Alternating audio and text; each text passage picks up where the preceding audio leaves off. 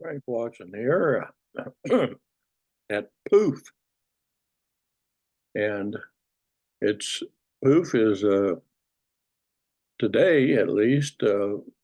I'm expecting Tom Probasco and John Lowe.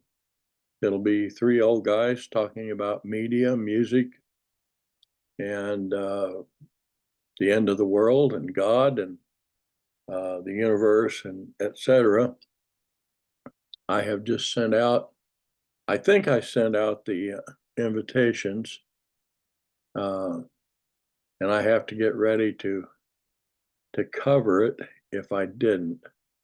So let me Zoom. I'm not always certain how it works on some things. So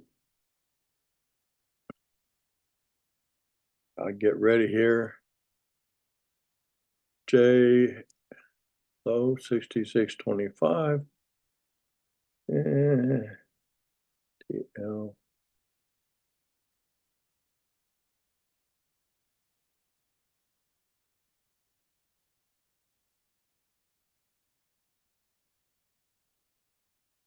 Hmm. And I'm listening to the dog bark, imaginary things in the hallway, and uh, getting ready to send this.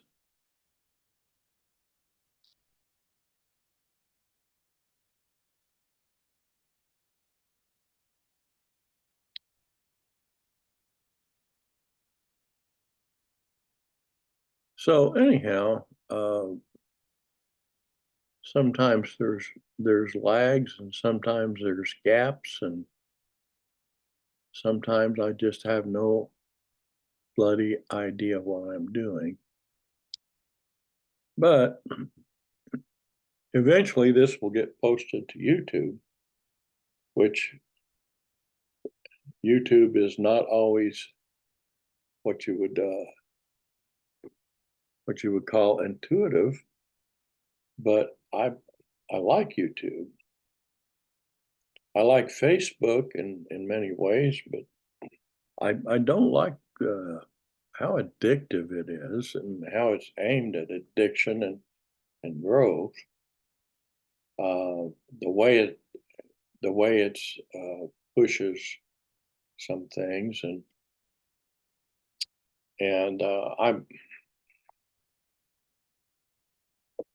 I would like for things to be in social media a little more about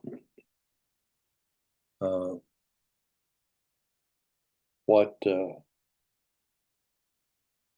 what the user intends and easier to target what it is that you want to do.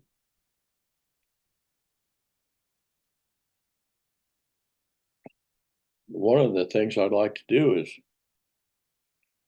and I think I need to. It's 9:30. I don't have any customers yet, so I'm going to send that invite. There, I sent it, and we'll see what happens. So I sent the invite through Gmail to Gmail, and uh, we'll see. I need to try to explain this to Tom and John and see if they got two invitations or just one. Given that, it's been a good morning so far. Pat Baker and I did a video, which we do most days of the week. I think it's settling down kind of into Monday through Friday for the present. and nothing is forever, right? And I have someone in my waiting room, Tom Probasco. Hello, Tom.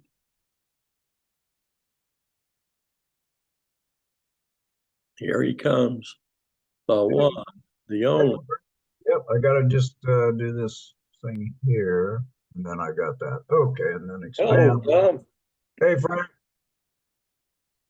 Ah, If you end up with 2 invitations, let me know. um, well, let's see. Let's see, leave that there. Let me just go back to the.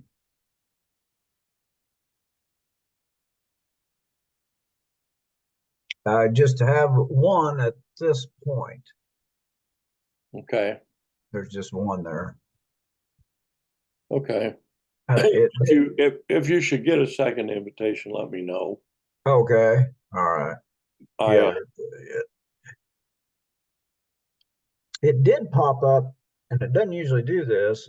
It did pop up and ask for the code, but then I just closed that, and over on the right there was another thing. It said join meeting, and then I didn't need the code, so I don't know what that was about.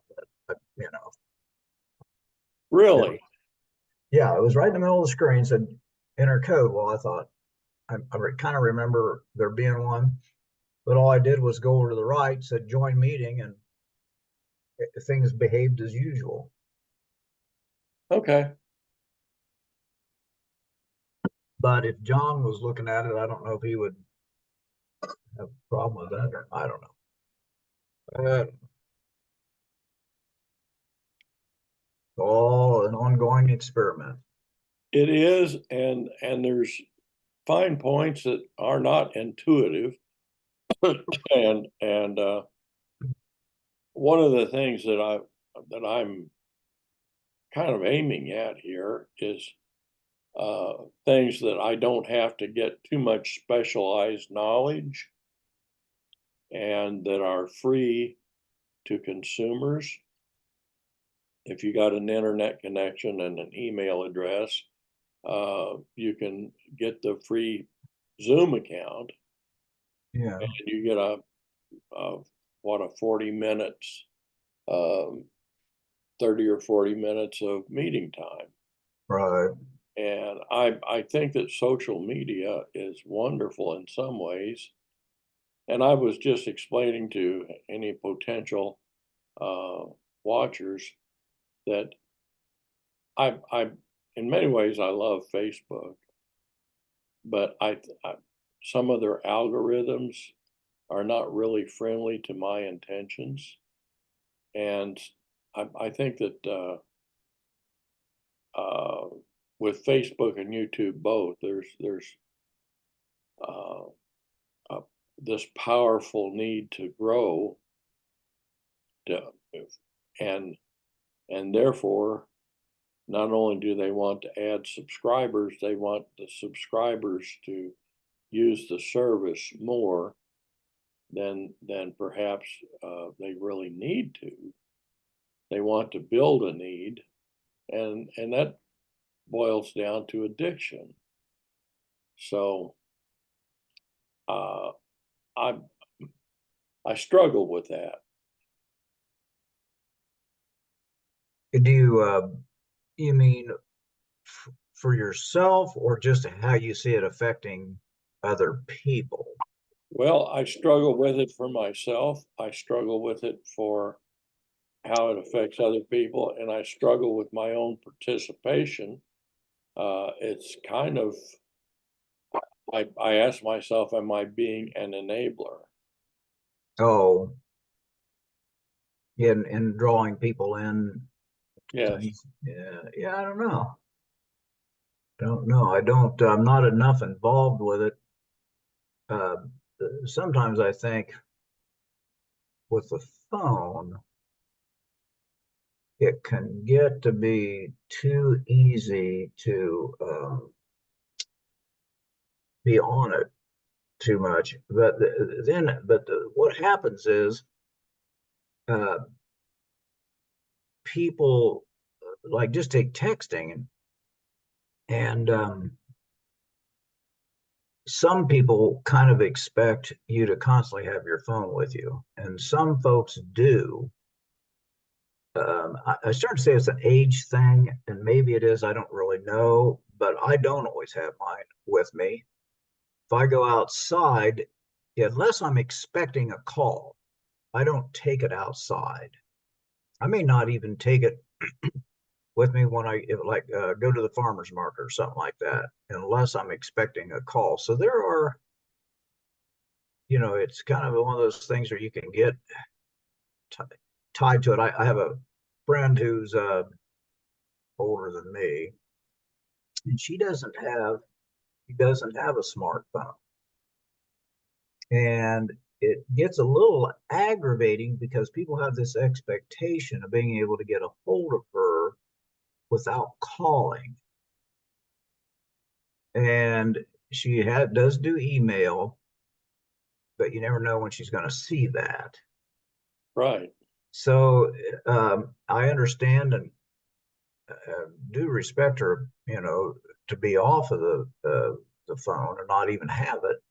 But it's just aggravating when that's when the group of people that I interact with. Hold on, I just got a call from John. Oh yeah, yeah. Frank, Yes, John. this is John. They won't let me in without your meeting pass code. See, there's that. Okay. Hold on here. Doggone it. Somehow we got I tried sending you should have the email. Did you check? I got the invitation. To look over to the right and see if there's a thing where it says, just if he ignores that, if he just goes over so where it says join group. Look over to the right and see if there's a place where it says join group. Oh, just a minute. I'll have to cancel the whole thing. I have to start over. Okay. Because that's what I was telling you about earlier, Brian. So often every time I get going with this thing, I get barriers. Now let's see. Okay, now there's the blue invitation that I usually click. There's 2 lines. Okay. Now, nothing else to the right of it that I see. Okay. Is he getting the enter your code again or password? Hold on. I'm going to send you an email. I sent one email. Of course, what I have now is an email. Yeah. Oof. But I'm sending you one that's got the I'm sending you one that's got the Passcode. yeah. Okay, fine. Okay, I just sent it. Not yet. This stuff is confusing, and I filled out a blank, John, in the send invitation, or in the scheduling of it. I put you and Tom's. Here we go. I got it. Fine. Okay, come on in. All right. Okay, now it gives a passcode, so I need to now let me write that down here, and move on and present that when the time calls for it.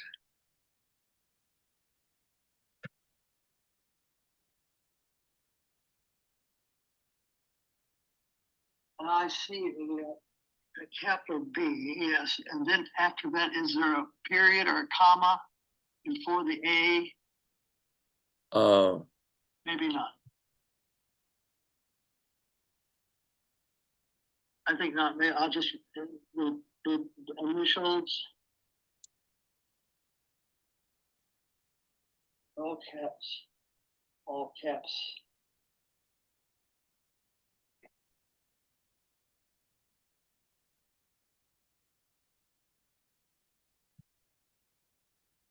The world is not necessarily friendly to older eyes and ears. That's right. That's part of my problem right now. Okay, now I'll click that and see if that follows. Okay. Let me look at it real carefully again.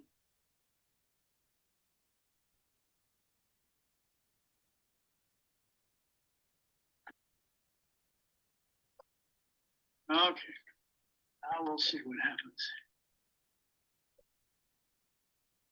There we go. Come on in. The water's fine. Once you get there. Yeah, yeah. Wait a minute here. I gotta cancel the mute. There we are. And there you are. Now it seems like I didn't even do anything. I just wrote it down on my paper. I didn't produce that on anything on the screen. So anyway, here we are. So it came right away that time. Since you put that code in there, that's all it was needed, I guess. I don't know. Well, I think that I think I'm kind of understanding. What I've been doing is sending the email invitation without putting in the little box that the two of you Oh, would be participants. yeah, that made a big difference. Yeah. I think that there may have been something that if you clicked on it, you would have been admitted to the meeting. But Usually that's the way it is. Usually that's the way it is. But yeah, this time it wouldn't work. well, How you doing, Tom? Okay, John, how about you? Pretty good. I've really good this morning. Everything went real well, and except for this little snag here, but we corrected that quickly. Yeah, So yeah. what's going on? Well, let's see. Mother's Day went Yeah. well. Got some planting done in the, got to do some more today. That time of year to get things in the ground. And I'm thinking, I thought as I was doing it of Frank's post about Barbara. I remember I used to visit Frank when he lived on Steel Street on the Near East Side. And so I am familiar with some of the things that he refers to, like he talks about Barbara's garden. He used to call it the yard because it was a yard, but she had a big. I think did you say? I think there were two lots that house sat on, yes, and one went down. So the front door faced Steel, but the lot went all the way down to the next street. And Barbara, over the many years they lived there, kept adding vegetables, flowers, so on and so forth. So as I was doing our projects out there yesterday, I was thinking of that post. And even the many years that I was a gardener in different places, stages of my life. But anyway, that was yesterday's work. you know, we lost something really important when we left serfdom behind. And I suppose we lost it when the first people started wandering across the planet, and that is a connection to a specific place on the earth. And I think that it's important to establish a connection to a place. If you have a place that is home to you, you take care of it more than if you're a visitor. Yeah. And I think some of the wandering, the reasons for it changed and continue to change to this day, is, sometimes people had to leave because of conditions where they were. I mean, there was that over time that has occurred. In more recent time, is the thing that Wendell Berry argues against is, where people just, grow up, go to college, move away. That was a sign of success. So that was a lack of connection to a physical place for a different reason that Barry and others have argued against, have argued for staying put. You know, and the phrase he used, it all turns on affection, which is what I think you're referring to, Frank. Well, you might think too a little bit about what's going on in the world today in Israel. Yeah. The place, the nation, the land, they're fighting over that. Mm-hmm. And whose land is whose? And behind that are religious principles. You might say the infinite for the Muslim, infinite for the Jew, and then there's a Christian. What's the infinite? And I think more important than the place, although you see these are the differences about place is concerned, but I think the human being is what is important, the human being, not the place. Now, of course, it's necessary to have a place. We talked about Maslow's various needs, and there's a matter of survival. He starts off with survival, then you move up, protection and nurturing, and then you have achievement and adaptation and so forth. But the human being, if you take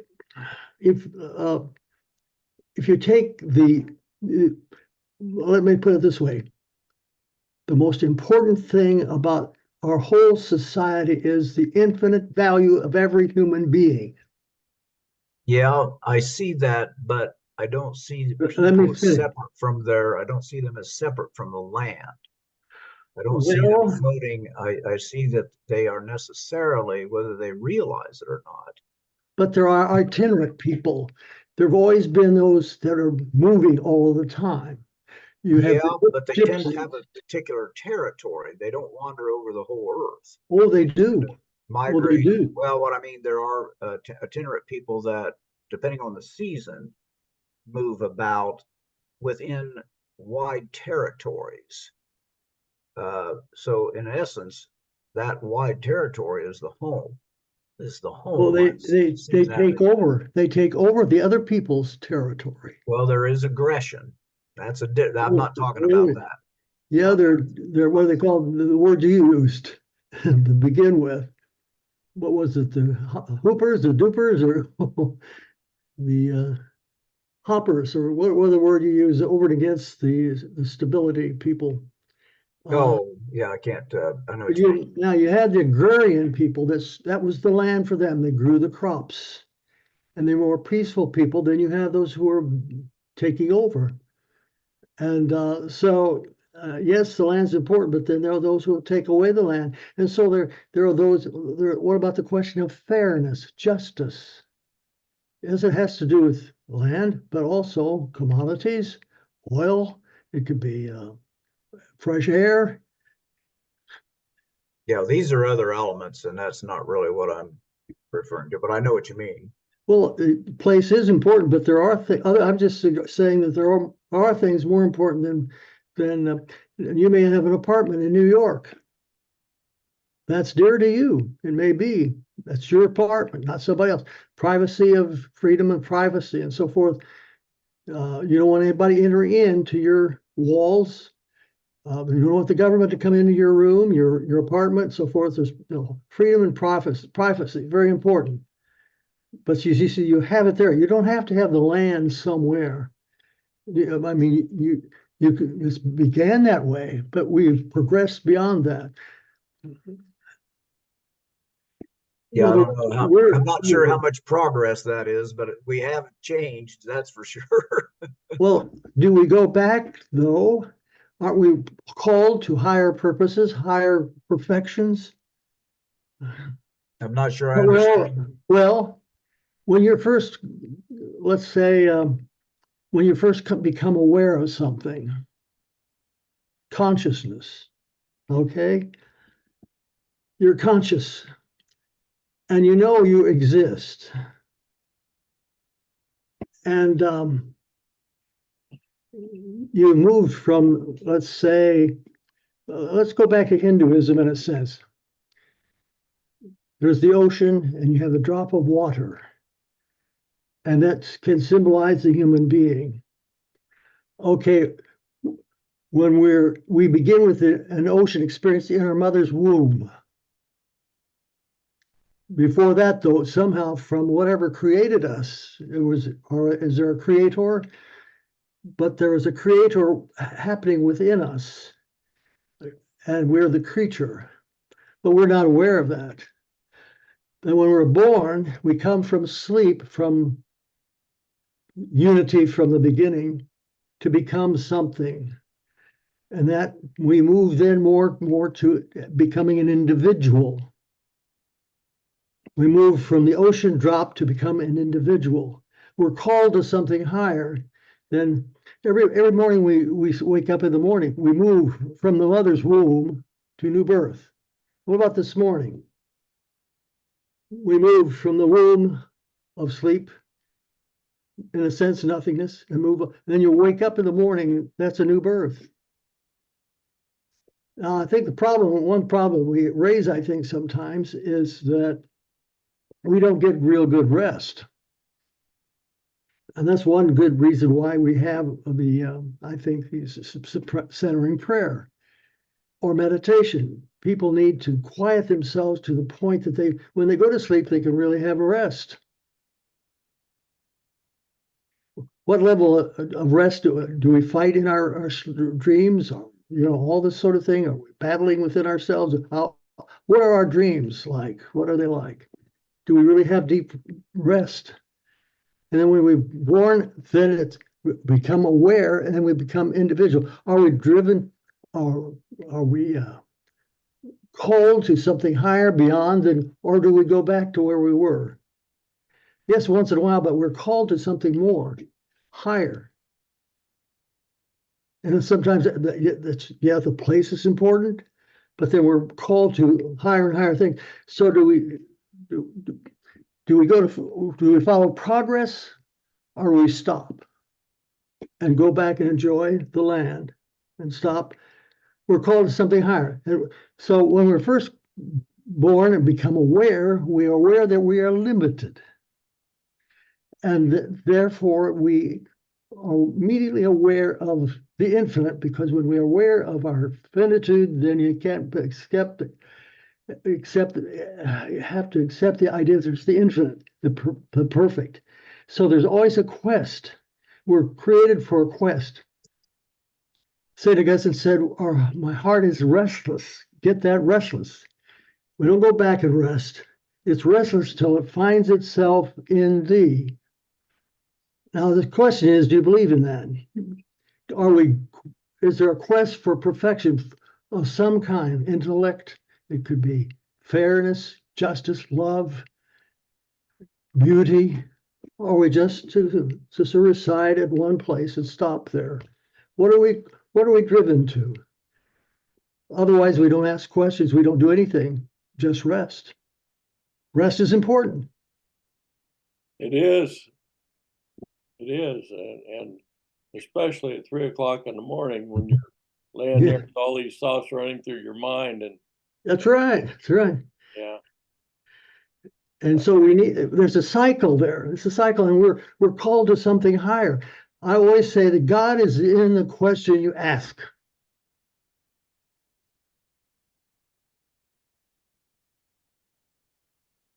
Otherwise, we wouldn't ask questions. Otherwise, there'd be no progress. Look at India. If you want to follow a country that follows mysticism and quiet and peaceful people, yeah, but they're not very progressive. Are they better off? Well, in some cases that India can be described as peaceful, but they do have their sectarian. Well, they break down because they don't follow Hinduism. Hinduism is to be one with God and all in with God, and so all the rest is illusion. Yeah. Then you take Buddha. Buddha desires. He desires no desire. Our problem, he says, is desire. Get rid of desire, then you find nirvana. But they're always, the Buddhists are always fed by somebody. They may work, but they have to survive.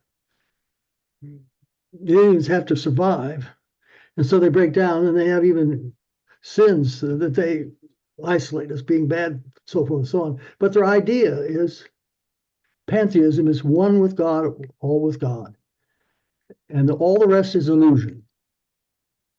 And that's fine. There's a degree of sleep and rest, and we need to go back and forth. I think we need to go back to the room sometimes when we sleep. Have real rest. But we're not called to stop there. And I think a lot of people have asked and continue to ask that question of, what are we supposed to be doing here? Well, the meaning of life, that's the very thing I'm raising here. We're here. How did we get here? Why are we here? Why? Let's see, how did we get here? How?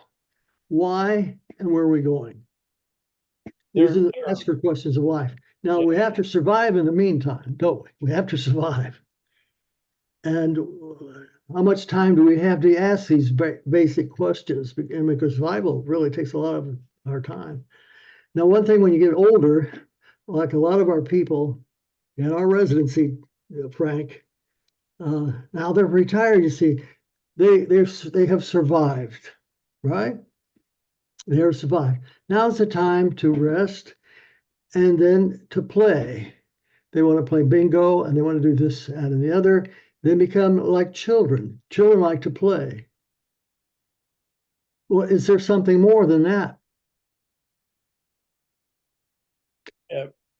And they often want their children to take care of them, right? They become children themselves. The new parents are their children. Oh, I'm just going on and on here. Well, Tom? Well, it's again, it seems the way things are set up, this is hard to pull together in a statement, but capitalism, unfettered capitalism. So we work and then we retire. There was a Yeah. And then what does that mean, and how does that affect one's life? So one time, and I keep talking about Wendell Berry, but this is the kind of thing where he would,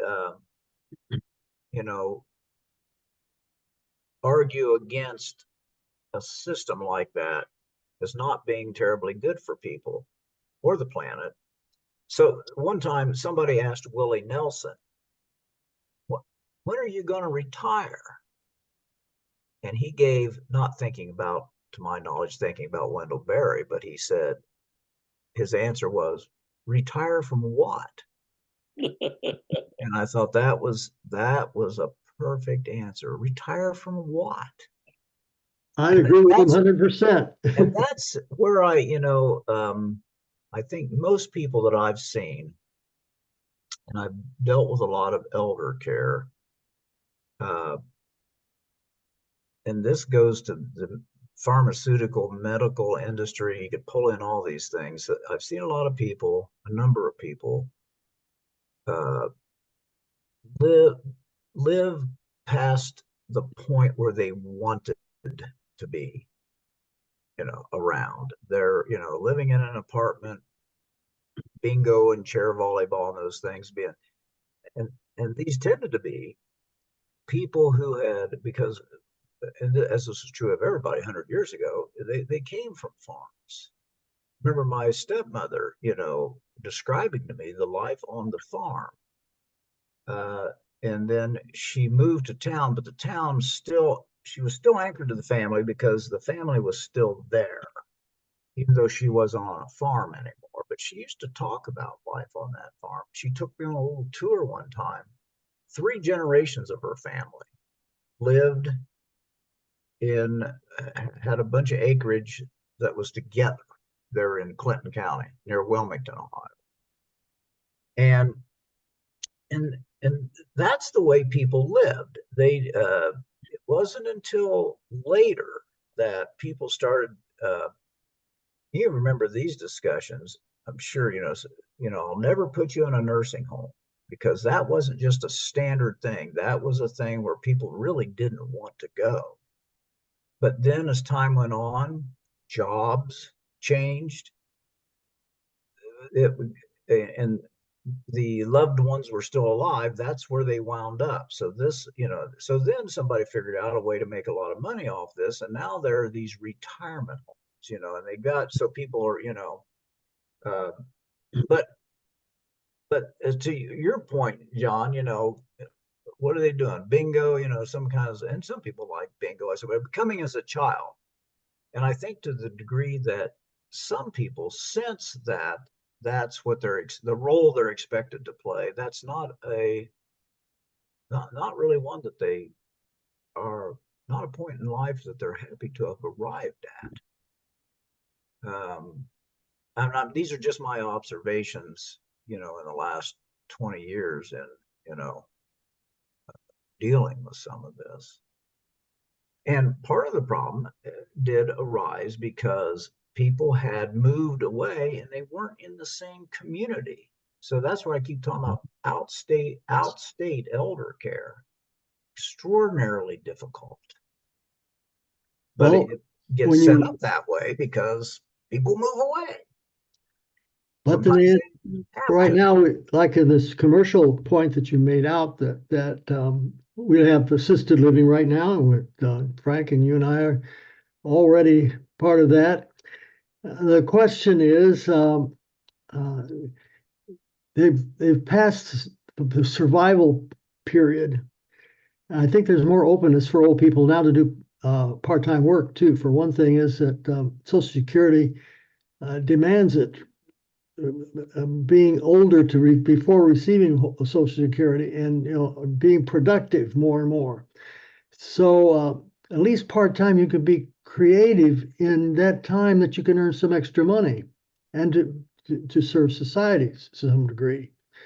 Also, then to think about the very reasons, why am I here? Why am I going? To have the time now to think these things through and work them through. And to especially as we have the opportunities right now, YouTube and podcasts, and now you can get these books called shortcuts, something like that, about any major work or book that's written. They have a page or two on that book, the synopsis of that book, the ideas, so forth and so on, questions you might raise about that, comparison to someone else. So you can look up all kinds of different people that you may pick up, say, with YouTube. There'll be this person, well, I just read this book, I just read that book. And in the meantime, you can't go back and read those books, but you may be able then to write that down and find that book. In fact, I'm in the process of trying to find it myself, this book, and I'm trying to figure out what the price is, but no matter, and so I can, Schopenhauer, say, or how does that compare with, I mentioned last week Leibniz, and the later writings of Stephen Meyer, and what about the Hawkings, and names that I can't even pick up anymore. I became familiar a little bit with the YouTube, but these guys are quoting other people, and top minds in the world, Yeah. And I pick up that name, I can go through a book like that and pick up pretty much the idea.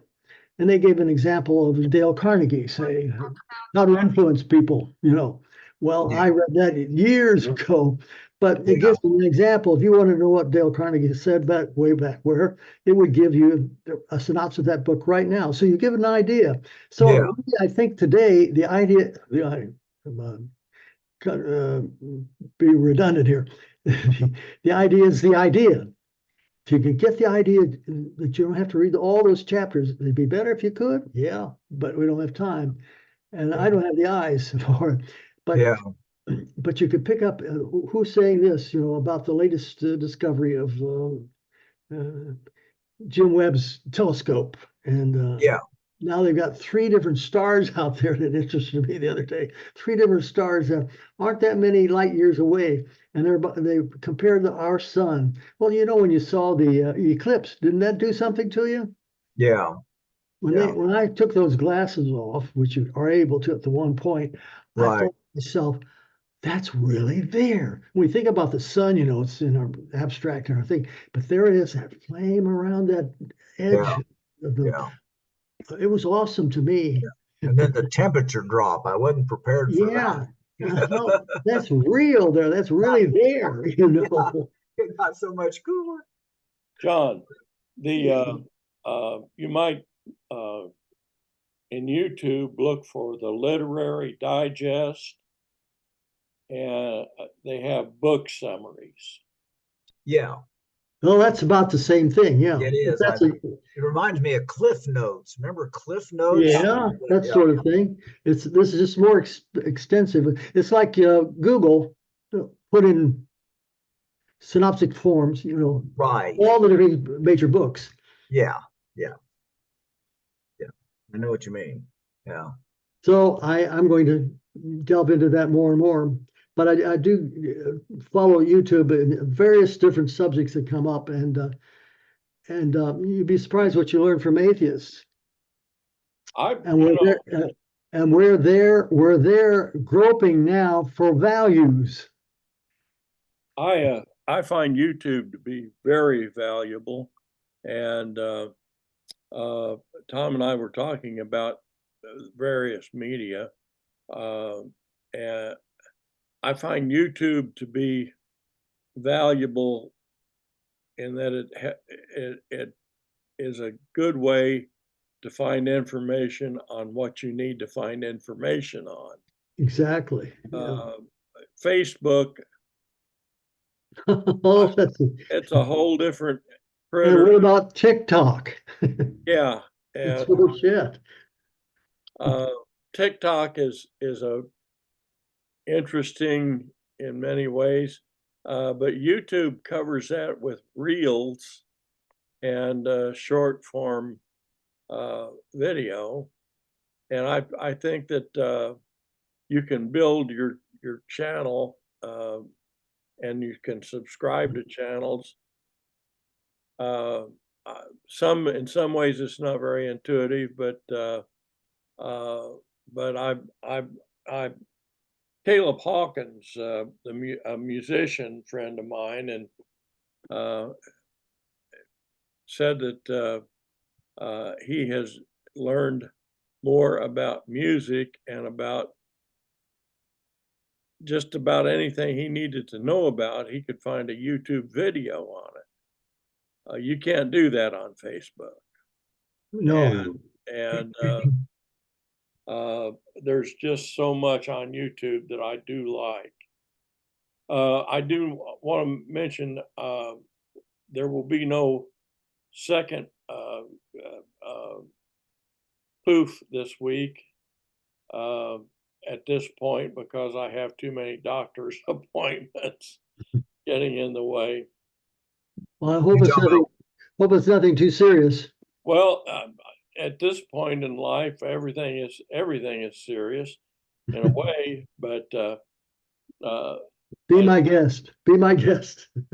as far as I know, there's nothing of immediate concern. It's just things that I have to do.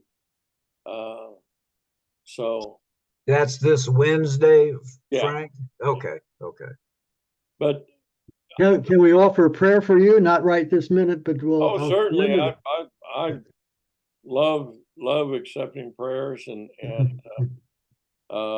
welcome them. Regarding our conversation over this morning, I think that the mention of capitalism, I think that capitalism as a system is failing the earth and human society, not because it's an impossible system, but because it has failed to systematically address its market failures. And I think as people,